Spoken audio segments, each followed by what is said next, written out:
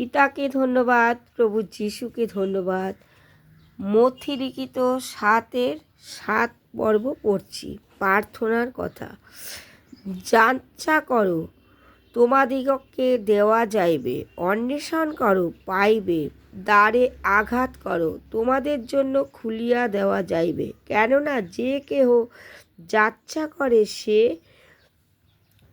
গ্রহণ করে, এবং যে অন্বেষণ করে সে পায়, আর যে আঘাত করে তার জন্য খুলিয়া দেওয়া যাইবে। তোমাদের মধ্যে এমন লোক কে যে খুলিয়া 9 পর্ব অবধি পড়ছি, খুলিয়া যাইবে।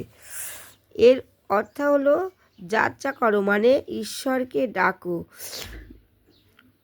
তোমাদেরকে দেওয়া যাবে। ঈশ্বরকে সর্বক্ষণ ডাকো, মনে করো, তাহলে তুমি ঈশ্বরের কথা শুনতে পারবে। অন্বেষণ করো মানে পাইবে। সারাক্ষণ তুমি তার কথা ভাবো, তাহলেই তুমি তার সান্নিধ্য পাবে। এবং দ্বারে আঘাত করো, বারবার তাকে ডাকো, তোমার সকল বিপদ আপদ কেটে যাবে।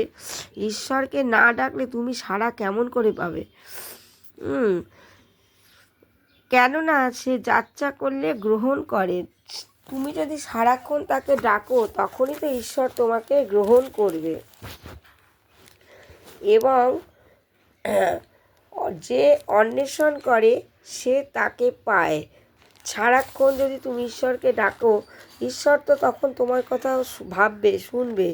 আর আঘাত করলে সেও তখন তোমার সকল দুঃখ কষ্ট খুলিয়া দেয়, মানে দুঃখ কষ্ট ভুলিয়ে দেবে।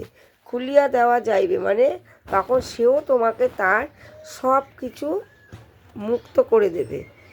এটাই হচ্ছে আজকের এই বাক্যের মানে। তোমাদের মধ্যে এমন কেউ আছে যে সারাক্ষণ ঈশ্বরকে নিয়ে ভাবে? আমেন।